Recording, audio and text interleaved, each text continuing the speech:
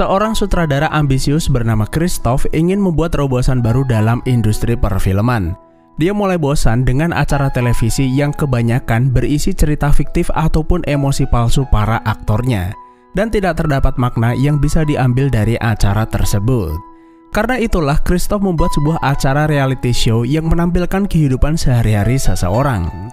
Untuk memenuhi ambisinya, Christoph membangun Sea Haven, yaitu miniatur dunia di dalam sebuah kubah raksasa lengkap dengan kota, laut, ratusan orang figuran, musim, bahkan siang dan malam.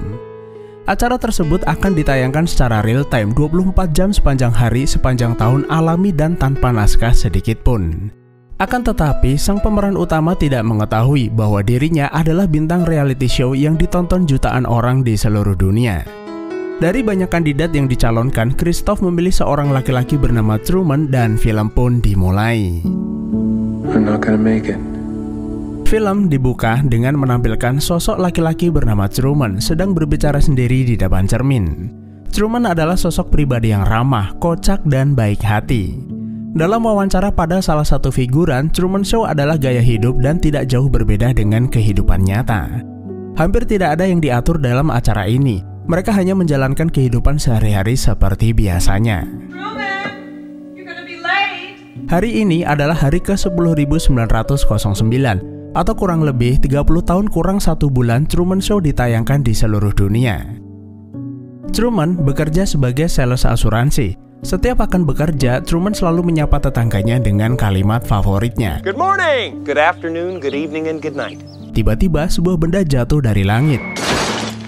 Truman mengambil benda itu yang terlihat seperti lampu jalan.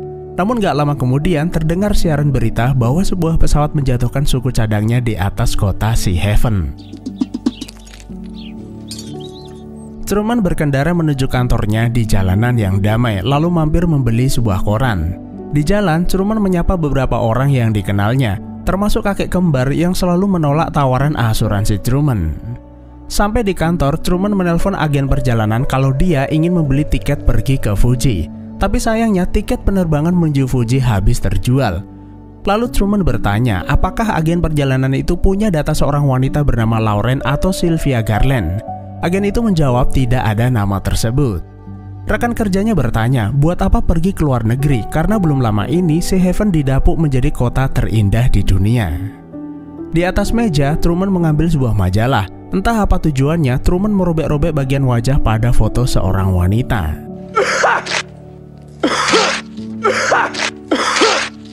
Lawrence. Hey, Burbank. Lalu bosnya meminta Truman mendatangi calon pelanggan yang tinggal di seberang pulau. Awalnya Truman itu menolak karena dia ada janji dengan dokter gigi. Tapi rupanya alasan itu hanya dibuat-buat. Truman sebenarnya menderita sindrom talasophobia atau takut berlebih pada air. Karena hampir pingsan, Truman membatalkan perjalanannya lalu pulang ke rumah. Look what I got free at the checkout. Truman menikah dengan seorang wanita cantik bernama Meryl. Dia adalah seorang perawat. Sore itu, Meryl pulang kerja membawa alat potong sayur all-in-one. Dia menunjukkan benda itu kepada Truman lalu memberitahu kelebihannya seolah-olah Meryl itu sedang beriklan. Never need sharpening, dishwasher safe. It's a dicer, grater, peeler all-in-one. Wow. That is a beer. Malam harinya, Truman menghabiskan waktu bersama Marlon, sahabat kecilnya. Truman berkeinginan pergi liburan ke suatu tempat bernama Fiji.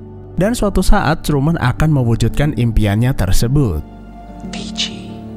Ketika sedang menikmati suasana di tepi pantai, Truman ingat kenangan buruk saat naik perahu bersama ayahnya. Hari itu cuaca sedang tidak baik yang membuat sang ayah tenggelam lalu meninggal dunia. Dan sejak saat itulah Truman trauma dengan lautan. Tiba-tiba turun hujan lokal. Hujan itu hanya mengenai badannya, dan Truman pun heran kenapa hal itu bisa terjadi. Namun gak lama kemudian turun hujan lebat dan Truman pun bergegas pulang ke rumah. Sampai di rumah, Truman menyatakan keinginannya pada Meryl kalau dia ingin berlibur keliling dunia. Meryl mengingatkan kalau mereka itu masih punya utang yang banyak. Lagi pula, Sea Haven adalah tempat terbaik. Mereka gak butuh liburan apalagi keliling dunia. Esok paginya, Truman kembali ke rutinitasnya. Lalu di jalan, Truman melihat sosok orang tua yang sangat mirip dengan ayahnya. Lalu muncul beberapa orang membawanya pergi. Truman mengejar, tapi orang-orang di sekitarnya menghalang-halangi, seolah tidak ingin mereka berdua bertemu. It doesn't sound insane at all, Truman. Truman kemudian menemui sang ibu, lalu bercerita kalau sang ayah masih hidup tapi terlihat seperti gembel. Sang ibu merasa Truman berhalusinasi. Mungkin saja ia bertemu dengan orang lain yang terlihat mirip dengan ayahnya. Lebih baik Truman itu sekarang pulang lalu beristirahat. Scene kemudian pindah ke sebuah kafetaria di mana para penonton ikut merasakan kesedihan Truman. Meski mereka mencoba menghapus ayahnya tapi tidak dengan ingatannya. Acara kemudian pindah ke saat di mana Truman masih sekolah. Terlihat dia sedang memandangi seorang wanita yang juga sedang memperhatikannya. Tapi Marlon malah mengganggu. Lalu Meryl datang mengajaknya berkenalan. Perkenalan itu pun berlanjut ke sebuah acara pesta dansa. Wanita tadi siang juga datang ke acara pesta tersebut, tapi seorang pria memaksanya keluar dan Truman kehilangan jejaknya. Untungnya, Truman tanpa sengaja bertemu lagi dengannya di perpustakaan. Wanita itu bernama Lauren Garland. Truman berkenalan lalu mengajaknya makan malam. Lauren berbisik kalau sebenarnya dia itu tidak diizinkan berbicara dengan Truman.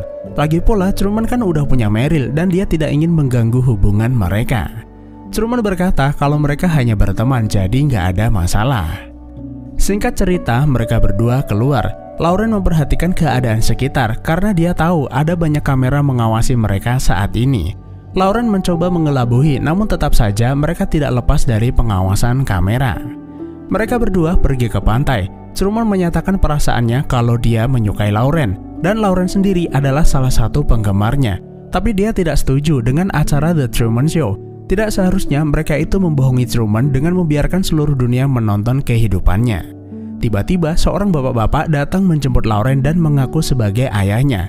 Lauren berkata kalau dia tidak mengenalnya, lalu memberitahu Truman kalau semua yang ia lihat adalah kepalsuan.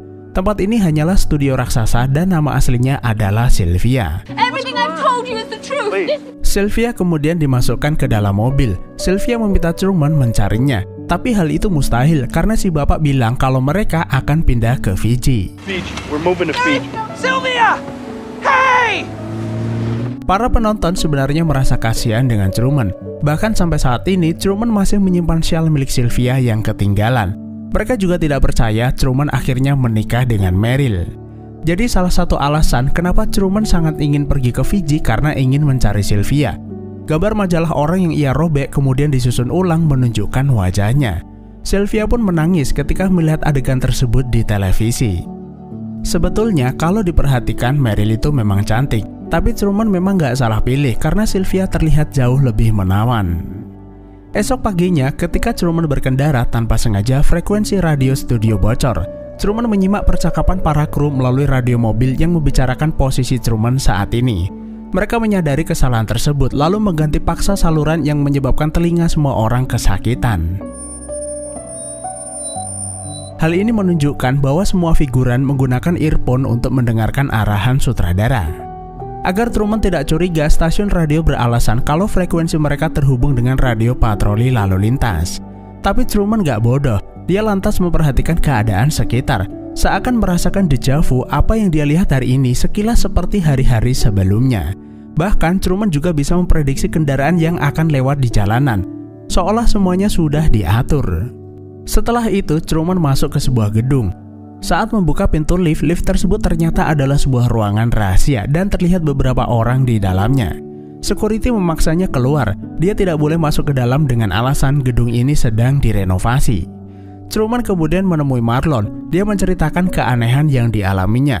Dia merasa semua orang memperhatikannya. Siaran radio juga terdengar seolah mengikutinya. Lalu di sebuah lift nampak beberapa orang terlihat seperti kru studio dan panik saat melihatnya. Marlon malah menertawainya. Dia berpikir Truman sedang berhalusinasi.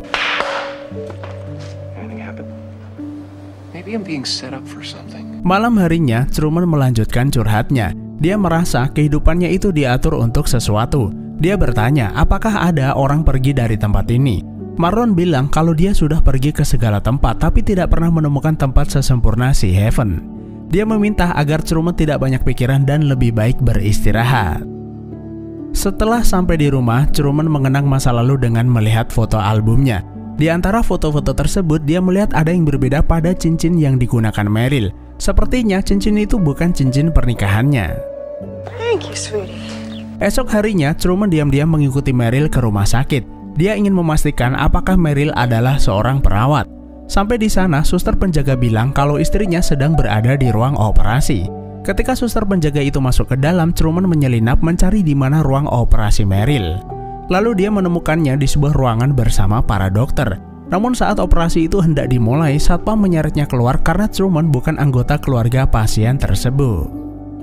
Keesokan paginya, Truman mendatangi biro perjalanan. Dia memesan tiket penerbangan ke Fiji, tapi sayangnya semua tiket habis terjual. Belum menyerah, Truman membeli tiket perjalanan darat, tapi saat hendak berangkat, bus itu malah mogok. Everybody off. Dengan penuh rasa menyesal, Pak supir meminta maaf kepada Truman.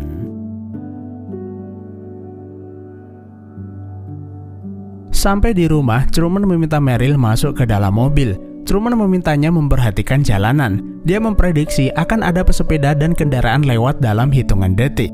Dan ternyata benar, dia mengetahuinya karena sepanjang hari mereka hanya berputar-putar, seakan kota ini sudah diatur penduduknya. Meryl mengalihkan perhatian kalau dia ingin mengadakan pesta barbecue, tapi Truman gak peduli, lalu dia memutar-mutar mobilnya. Saat belok ke sebuah jalan, tiba-tiba banyak kendaraan di depannya. Bagaimana mungkin kemacetan lalu lintas bisa semendadak ini? Truman berganti jalur, mutar-mutar, lalu kembali ke jalan sebelumnya dan tidak ada kemacetan sama sekali. Truman bilang kalau dia ingin pergi keluar pulau. Sampai jembatan, Truman yang takut dengan air tetap melajukan mobilnya sambil menutup mata. Meryl terpaksa memegang kemudi agar mereka tidak menabrak. Ketika melintasi sebuah hutan, terjadi kebakaran hebat.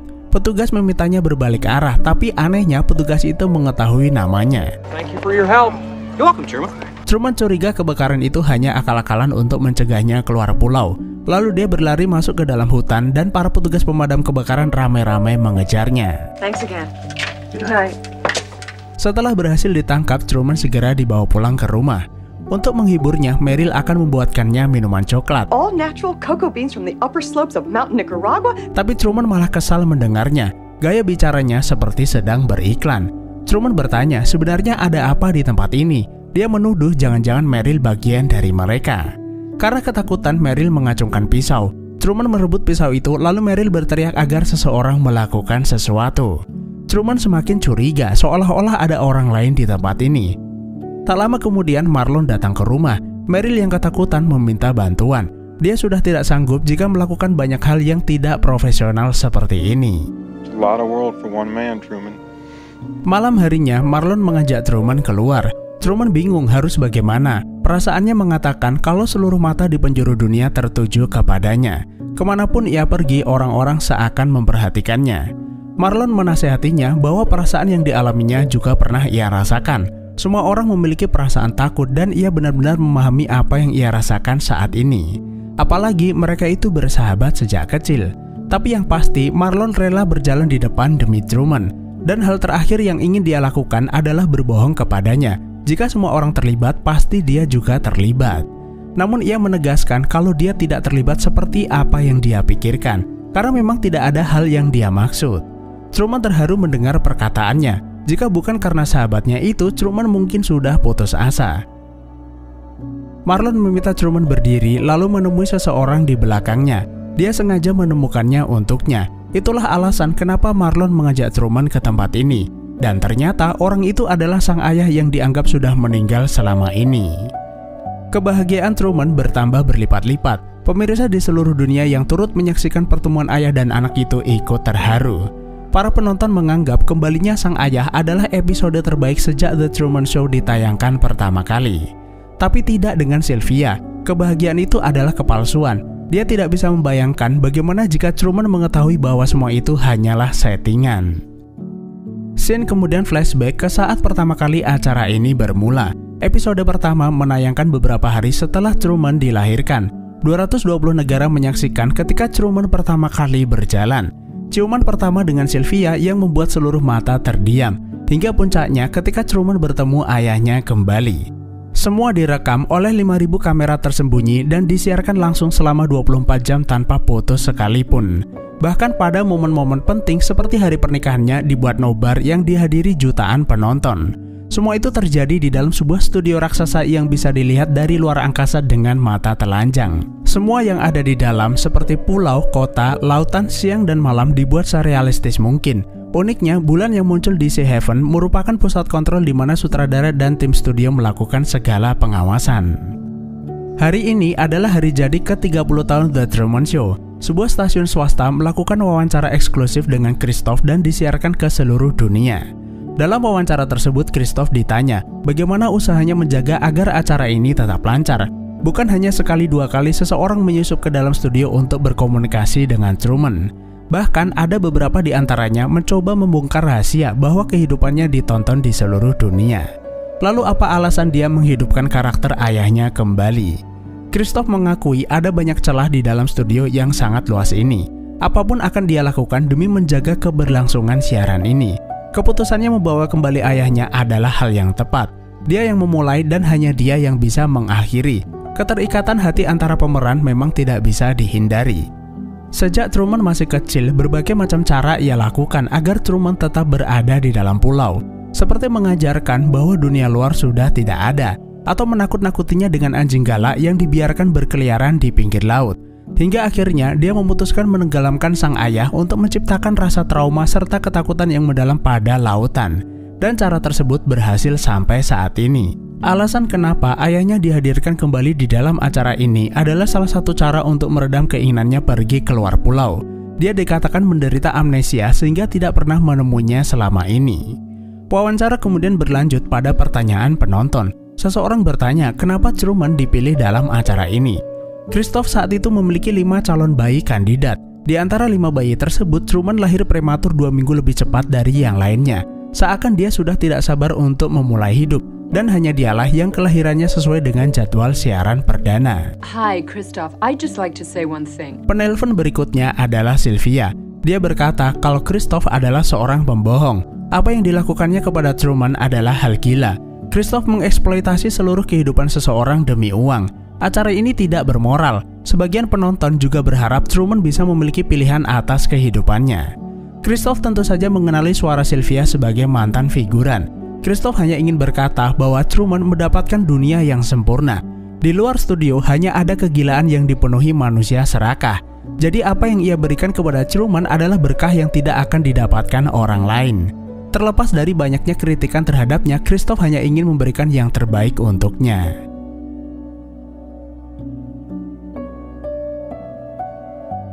Esok paginya, Truman kembali ceria dan menjalani rutinitas dengan penuh semangat. Hal tersebut membuat para kru bisa sedikit bersantai. Morning, Truman.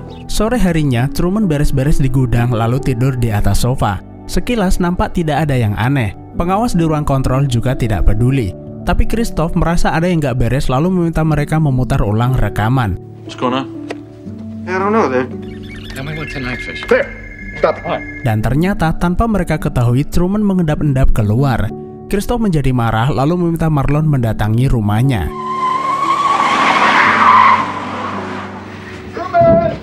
Di balik selimut itu ternyata sebuah boneka dan rekaman dengkurannya. Truman menghilang entah kemana. Dengan polosnya, Marlon menghadap kamera lalu berkata Truman menghilang di hadapan penonton di seluruh dunia. He's gone. Cut transmission. Cut transmission? Dan akhirnya setelah 30 tahun siaran tanpa henti, Christoph terpaksa mematikan siaran. Penonton di seluruh dunia bertanya-tanya apa yang terjadi pada Truman. Pencarian besar-besaran pun dilakukan. Christoph meminta semua pemeran figurannya ikut mencari Truman. Namun gelapnya malam menyulitkan mereka dengan pandangan yang terbatas. Christoph meminta kru memunculkan matahari. Dia tidak peduli meskipun sekarang masih tengah malam lalu meminta semua orang siap pada posisinya. Sampai akhirnya mereka menemukannya di tempat yang tidak terduga sama sekali, yaitu di tengah laut. The Truman Show kembali disiarkan. Terlihat Truman naik sebuah perahu. Dia benar-benar mengalahkan rasa takutnya dan akan pergi keluar pulau. Tapi Christoph tidak akan membiarkan Truman sampai ke ujung studio yang bisa membuat rahasia besarnya terbongkar. Christoph meminta seseorang menyusulnya menggunakan kapal, tapi ia lupa kalau mereka yang ada di sana hanyalah aktor, yang tentu saja tidak bisa mengoperasikan kapal tersebut. Christoph terpaksa menyalakan hujan dan badai buatan untuk menakut-nakuti Truman.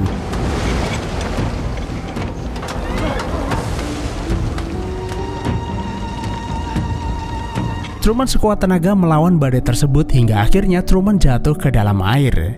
Setelah mengombang-ambingkan Truman, Christoph akhirnya menyerah lalu menghentikan badai tersebut.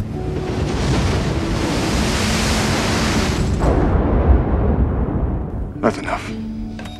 Dan beberapa saat kemudian Truman kembali berlayar sampai kapal yang ia tumpangi menabrak ujung dunia Sea Haven.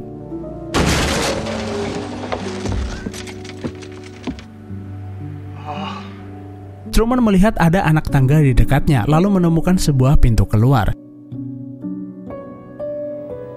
I can hear you. Christoph kemudian berbicara kepadanya. Dia mengaku sebagai orang yang bertanggung jawab pada acara ini. Acara ini adalah inspirasi bagi jutaan manusia dengan Truman sebagai bintangnya. Christoph mengingatkan bahwa tidak ada apa-apa di balik pintu tersebut dibandingkan Sea Haven yang ia ciptakan untuknya. Hanya ada kebohongan dan penderitaan di dunia luar dan sangat disayangkan jika Truman meninggalkan Sea Haven. Para penonton pun harap-harap cemas penasaran apa yang akan menjadi keputusan Truman. Dan akhirnya Truman hanya mengucapkan salam favoritnya lalu keluar. In case I don't see ya, good afternoon, good evening, and good night. Semua orang di seluruh dunia bertepuk tangan. Akhirnya Truman bisa membebaskan dirinya dari Sea Haven. Meski akhirnya The Truman Show berakhir, tapi mereka ikut merasakan kebahagiaan Truman saat ini. Termasuk Sylvia. Sylvia bergegas keluar menyambut Truman dan akhirnya film pun selesai. Film ini merupakan sebuah sindiran dikala manusia hidup dalam manipulasi media. Kehidupan Truman seakan menggambarkan bahwa kehidupan kita tidak pernah lepas dari bayang-bayang dan pengawasan orang lain. Apa yang dilakukan sutradara tentu tidak bisa dibenarkan. Setiap orang memiliki hak menentukan kehidupannya, bukan malah dieksploitasi demi keuntungan pribadi. Seperti halnya para artis di luar negeri, mereka selalu diawasi paparazzi yang membuat hidup mereka tidak tenang meskipun bergelimang harta. Meski dibuat tahun 98, film ini seolah meramalkan kejadian di masa depan. Orang berlomba-lomba membuat acara reality show meskipun acara tersebut hanya settingan demi kepentingan komersil. Media massa atau sosial adalah alat yang kerap digunakan untuk menciptakan kebohongan, hoax ataupun realita palsu pada sebagian orang demi keuntungan pribadi yang bisa berujung pada perpecahan. Bahkan film ini memunculkan sindrom baru yaitu The Truman Show Delusion, suatu kondisi di mana orang-orang percaya bahwa hidup ini bagaikan sandiwara di atas panggung. Semakin berkembangnya kekuatan media sosial, orang-orang mulai menciptakan versi realitasnya masing-masing. Setiap orang bisa menjadi jurnalis, aktor, sutradara sekaligus penulis naskah. Buktinya, kamera selalu siap di mana saja untuk mengabadikan momen seperti makan, jalan-jalan, atau hal-hal pribadi lainnya, lalu membagikan aktivitas tersebut melalui media sosial. Dan untuk menambah kesan jurnalistik, sosok aktor, sutradara sekaligus penulis naskah, mereka menambahkan momen tersebut dengan kisah yang didramatisir untuk menarik perhatian orang lain. Memang tidak ada yang salah dengan perilaku tersebut, tapi hal inilah yang membuat konsep pribadi dan publik perlahan tidak ada bedanya sama sekali. Orang mulai tidak bisa membedakan mana yang harus diumbar dan mana yang seharusnya disimpan. Dan parahnya, sebagian orang justru senang mengumbar aibnya sendiri, seperti prahara rumah tangga, kekesalan terhadap orang lain, bahkan masalah pribadi pun diumbar ke media sosial. Jika kita tidak berhati-hati, maka apa yang kita publikasikan tersebut menjadi kerugian bagi kita sendiri. Pesan moral dari film ini adalah kita wajib menjaga apa yang menjadi privasi kita ataupun privasi orang lain. Terima kasih udah menonton, sehat selalu buat teman-teman dan sampai jumpa di next video.